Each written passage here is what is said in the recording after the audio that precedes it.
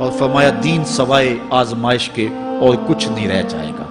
وَسَادَ الْقَبِيلَةِ فَاسِقُهُمْ، قبیلے کا سردار سب سے فاسق اور بدتر شخص ہوگا۔ خاندان کا، قبیلے کا، برادری کا وہی سربراہ ہوگا، وہی قائد ہوگا، وہی لیڈر ہوگا، وہی پنچ ہوگا جو جتنا بڑا غنڈہ اور جتنا بڑا بدماش ہے اس کو ہی جو ہے وہ سرپرستی جائے گی۔ شرافت نام کی چیز ہی باقی نہیں رہے گی۔ شرافت کے بل بوتے پہ آگے نہ کوئی سیاست میں آ سکے گا، نہ کوئی خاندان میں آگے آ سکے گا۔ جہاں کہیں بھی شرافت، نجابت اور اچھے لوگوں کو برتری ہے، آہستہ آہستہ وہ کم ہوتی چلی جائے گی۔ اور یہی ہوگا سارے کا سارا نظام جب قیامت آئے گی، تو یہی ہوگا کہ جتنا برا شخص ہوگا، جتنا کرپٹ شخص ہوگا، جتنا ظالم شخص ہوگا، جتنا ڈاکو لٹیرا اور انتہائی کمینہ صرف شخص ہوگا، وہی جو ہے وہ قوموں کا سردار ہوگا۔ وَأُكْرِمَ الرَّجُلُ مَخَافَةَ شَرِّهِ، اور آدمی کی عزت اس کی شر سے بچنے کے لیے کی جائے گی۔ فلاں بندے سے اگر تعلقات قائم نہ رکھے تو ہمیں نقصان پہنچائے گا۔ وَظَهَرَتِ الْكَيْنَاتُ وَالْمَعَازِفُ، اور گانے والی اور بجانے والی عورتیں یہ جو ہیں وہ گانا شروع کر دیں گی اور یہ عام ہو جائے گا۔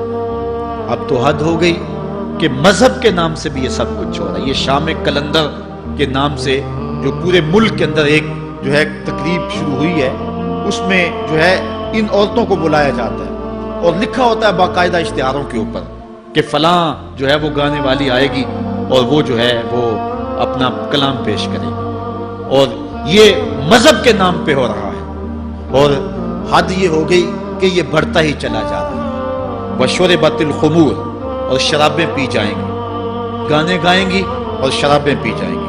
وَلَعَنَ آخِرُ هَذِهِ الْأُمَّةِ أَوَّلَهَا، اس امت کے بعد میں آنے والے لوگ پہلے گزروں پر لعنت کریں گے۔ فرمایا جب قیامت آئے گی اتنی دیر تک قائم نہیں ہو سکتی جب تک زمانے مختصر نہیں ہو جائیں گے، زمانے سمٹ نہیں جائیں گے، حتیٰ کہ سال مہینے جتنا ہو جائے گا، اور مہینہ ایک جمعۃ المبارک جتنا ہو جائے گا، اور ایک جمعہ ایک دن جتنا ہو جائے گا، اور ایک دن ایک گھڑی جیسا ہو جائے گا، اور ایک گھڑی ایسے ہوگی جس طرح آگ کا شعلہ جلایا اور وہ بجھ گیا۔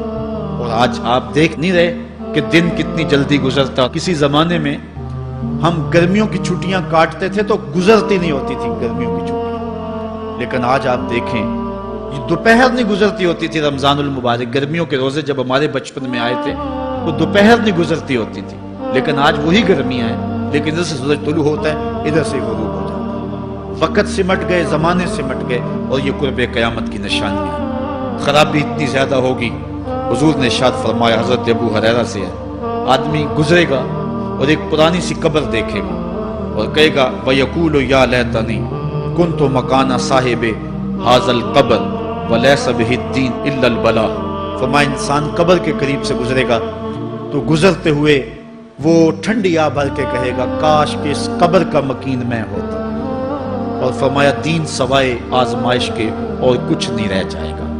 یہ قرب قیامت کی وہ نشانیاں ہیں جو حضور علیہ السلام نے بیان کی۔ ایک اور نشانی حضور علیہ السلام نے بیان فرمائی کہ قرب قیامت کے اندر دین کا کام بھی درہم و دینار سے ہوگا۔ اس کے دو مفاہیم ہیں۔ ایک مفہوم تو یہ ہے کہ دین کا کام کرنے والے بھی پیسے ٹگے کے بغیر جو ہے وہ ایک قدم نہیں چلیں گے۔ کیا آج 2-2, 3-3 لاکھ روپے نعت پڑھنے کے نعت خواں وصول ہم سے نہیں کر رہے؟ اور آج جو ہے وہ کیا دین کوڑیوں کے عوض بیچا نہیں جا رہا؟ ایک اس کا مفہوم یہ ہے، اور دوسرا مفہوم اس کا یہ ہے قرب قیامت میں اگر کوئی دین کا کام کرنا بھی چاہے گا تو درہم و دینار کے بغیر نہیں ہو سکے گا۔ یعنی اس کو ضرورت ہوگی کہ میرے پاس مال ہو، حالات ہوں اور میں دین کا کام کروں۔ اگر اس کے پاس حالات نہیں ہوں گے تو دین کا کام اس کے لیے کرنا مشکل ہو جائے گا۔